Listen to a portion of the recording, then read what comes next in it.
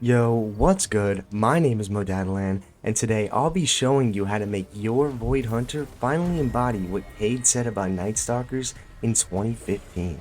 Hunt from the shadows, pin them down, never let them see you coming. First, I'm going to show the build in action and then break it down piece by piece for the most intuitive viewing experience. The footage you're about to see comes from the weekly story mission activity that you unlock access to from Finch after reaching Throne World rank 13 at Master difficulty, which is 1580. I'm 1543 right now.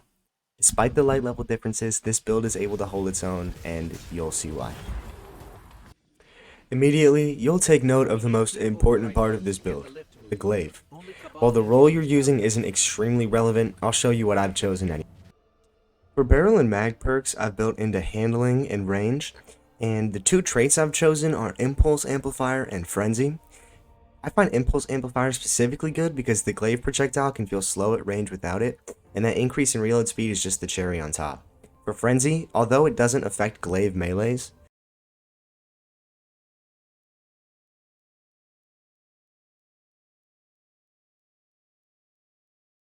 I still find it nice as it's an easy passive damage buff that I don't have to worry about proccing. Unstoppable Force might actually be a better option here, but to me, it seems like it's really just all up to preference right now with the Glaive. As I kill enemies with the Glaive, you'll see that I'm going invisible. This is because of an interaction between Stylish Executioner, a new Hunter Void 3.0 aspect that grants Invis and True Sight upon killing an enemy affected by a Void debuff, and Suppressing Glaive, a new artifact mod that causes all damage from your glaives to cause suppression. These, in combination, allow for invisibility from simply using your glaive. Stylish Executioner frequently procs off of a kill from a single melee or projectile, but it can be inconsistent, so for guaranteed invisibility from this interaction you're going to want to hit an enemy twice, first to apply suppression, and second for the kill. Now, as you just saw, I was extremely close to death, and saved myself by going invisible with another Void 3.0 Hunter aspect, Trapper's Ambush, which grants your smoke bombs the ability to make you and nearby allies invisible, alongside an air move called Quickfall that propels you to the ground, like Shatter Dive, but uses your smoke bomb on impact.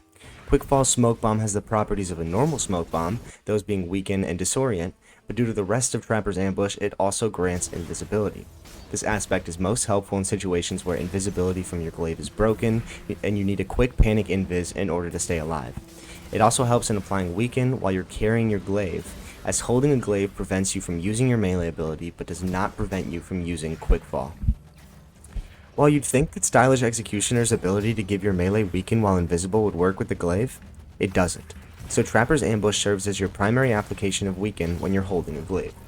While I'm on the topic of weaken, I did my own testing to validate the percentage of its damage increase.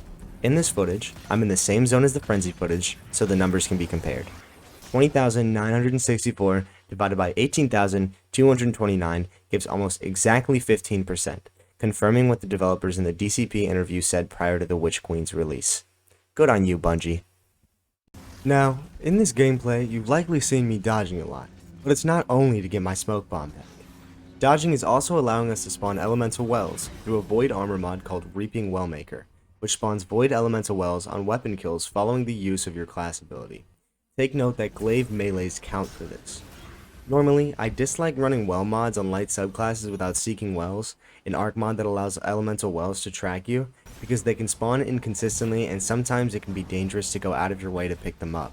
Since this build already plays entirely up close and personal with invisibility, it poses very little effort or danger to pick up elemental wells as you're playing. Alongside Reaping Wellmaker, other basic combat style mods I'm running are Elemental Charge and High Energy Fire.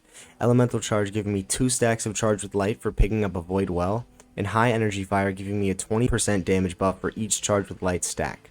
Surprisingly enough, High Energy Fire seems to be the only damage buff that works on Glaive melees, so I find it pretty vital in this build due to how much we rely on the Glaive's melee. Speaking of the Glaive's melee, that's a perfect segue into the Fragments I've chosen for this build. With the knowledge that our Glaive melee kills can already make us invisible, I've opted into Echo of Leeching, which triggers health regeneration for you and nearby allies on melee kills. Since Glaive melees count for this, our Glaive is essentially Assassin's Cowl in the form of a legendary weapon. The second fragment I've chosen, Echo of Persistence, makes us invisible for longer. This is self-explanatory. We're invisible so frequently in this build that this fragment is a no-brainer. Through some testing, I've found that it extends invisibility from Stylish Executioner by just over 3 seconds,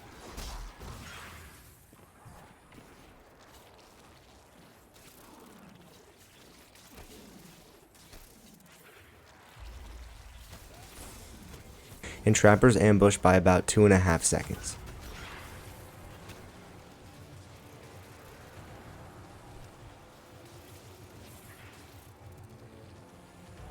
Finally, the third fragment I've chosen is Echo of Domineering, a fragment that allows me to reload my equipped weapon when I suppress a target. This allows our glaive to reload itself, and for our chosen grenade, the suppressor grenade, to reload our weapons when we throw it. This allows for a pseudo-demolitionist effect on all of your weapons, which proves extremely effective when you're able to pull it off. This fragment also has a secondary effect, which grants you mobility, but we're on Hunter. If we're not already running 100 mobility, then we're not doing it right. Not wasting my time testing that one. The reason I chose Suppressor Grenade is not only for the fragment I just described, but also for its interaction with Stylish Executioner, as it's the only grenade that allows us to go invisible without the use of a fragment. Other grenades can grant Stylish Executioner with the use of Echo of Undermining, a fragment that makes your void grenades apply weaken, but due to our smoke bomb already doing so, I just don't see it as worth the fragment slot. The Suppressor Grenade, alongside your suppressing glaive, also work with a mod called Energy Vampirism. This final column artifact mod gives you a chunk of energy to whichever ability you have on the longest cooldown when you suppress a target, which is a nice, consistent bonus considering how often you're suppressing targets in this build. Keep in mind that this one does not work with consistent suppress. You have to wait for the first suppress to run out, or just apply a different suppress on a different enemy to proc it again. You can't continually proc it on the same enemy unless their suppress is run out. Another miscellaneous artifact mod I'm running is Psionic Forging 1. This mod makes the Enigma's origin trait, Psycho Hack, last longer. Following sustained damage on a target, this trait lowers their damage output for a short duration. Though I'm not exactly sure of the numbers behind the perk or mod related duration increase, it definitely sounds and seemingly feels good to use. I would only recommend this one if you have the space on your armor for it. When it comes to armor mods, in order to handle champions, we can run Unstopped Glaive and Overload Grenades. When we need Anti-Barrier, we can use an Anti-Barrier Primary or Arbalest, which is my preference. These, in combination, grant us full stun capability when we come across a champion, which is always a convenient bonus for a build. By the way, if you're confused that you're not able to fit all of these mods into your armor, it's specifically because I'm running Artifice Armor from the Master Grasp of Avarice dungeon. This armor grants you an extra mod slot for artifact mods, so I definitely recommend the grind if you have free time, unless there's a new source of Artifice Armor coming soon in the Witch Queen. If you haven't taken notice yet, both of our elemental weapons are void, and when I'm not running Arbalest, I'm running either Traveler's Chosen or an Osmosis Primary. This is because I'm using Font of Might, an armor mod that grants you a 25% damage buff on weapons with an element that matches your subclass after picking up an elemental well. God, that's a mouthful. Font of Might is especially strong this season due to its appearance as a 1 energy costing mod in the artifact. Unfortunately, it doesn't affect your glaive melee, but it does increase its projectile damage. This actually isn't the only reason we're using void weapons, thanks to the power of the Volatile Flow artifact mod. If you don't know much about Volatile Flow, I did make a video describing the way it works the other day, so go check it out. Nonetheless, in short, the final column artifact mod grants our void weapons the ability to apply Volatile for 17 seconds after picking up a void well. It's an extremely strong buff and allows a simple primary to be an ad clearing machine, as expressed in this clip of an Osmosis buffed Traveler's Chosen. Since Volatile is also included in the trio of Stylish Executioner Void debuffs, this also gives our Void Heavy and Osmosis buffed primaries paths to making us invisible. The rocket I've been using in this footage so far is the Red Herring. While this specific rocket isn't necessary, it is Void, which allows it to proc both Fonts of Might and Volatile rounds, and I do find that this build works best with the rocket as their high burst damage allows you to effectively DPS while simultaneously dipping in and out of invisibility. On my Red Herring, I currently have Impact Casing, Field Prep, and Frenzy, but once I unlock Lasting Impression, that's what I'll be running instead. Throughout all of this, I'm sure you've been wondering how I'm staying alive. That credit goes to the Omnioculus. While the common draw of the Omnioculus used to be its application in endgame team-based content, I feel its inclusion in this build is what allows for the constant survivability that you see. On its own, this exotic grants you a second smoke bomb, which is great for using your smoke bomb for weaken, or in the fact that it gives you a second charge for quick fall from Trapper's ambush. Secondly, while invisible, Omnioculus grants you 50% damage resistance, which is the primary reason for its inclusion in the build. This resistance allows for us to essentially ignore damage resist mods like Well of Tenacity or Protective Light, and instead rely on going and staying invisible for our damage resistance. The playstyle this brings out can be frightening, as you often feel extremely vulnerable while not invisible. The catch is that just about everything in your arsenal can make you invisible. The one thing I haven't touched on up to this point is my choice of super. As long as you're not using Spectral Blades, then you should be in the clear. Deadfall is extremely good for large wave clear since it pulls enemies together,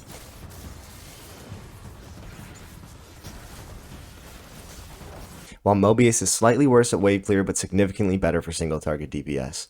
I tend to stick on Mobius, but it's honestly personal preference or a consistent switch here. For your understanding, here's a quick recap of the build. The centerpiece is our Void Glaive, the Enigma.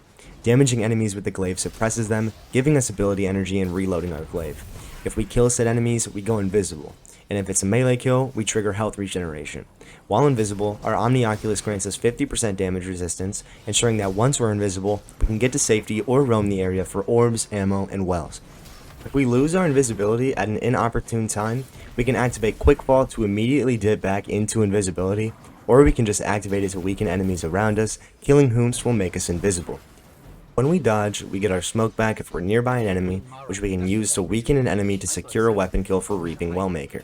Picking up the Void Well from Reaping Wellmaker grants our Glaive projectiles and our rocket a 50% damage buff through high energy fire stacking with Font of Might and volatile rounds, the ability for Void weapons to apply volatile. If we want our primary to apply volatile and also gain these damage bonuses, we can use an Osmosis primary like Traveler's Chosen, pick up a well, and throw our grenade in order to gain the effects. If our grenade gets a kill, we go invisible, and if we kill an enemy that our grenade, glaive, or volatile weapons hit, then we also go invisible. We can use our grenade for overload champs, our glaive for unstoppable champs, and our primary for anti-barrier with something like Arbalest, when we need it. If a big boss man comes my way, I use my dodge, find a small enemy, glaive melee for invisibility, health, and a void well, throw a smoke at the boss or use my tether, and then shoot a rocket. With the 50% damage buff from high energy fire and Font of Might, plus a 15% or 30% debuff from smoke bomb or tether respectively, we can get from a 72.5% to a 95% damage buff, all on our own. Further, these numbers aren't even taking volatile rounds into account, so when you have those active, you are going to get a damage buff that's uncalculated here. All in all, this build is insane, and is some of the most fun I've had on Hunter since the release of Stasis.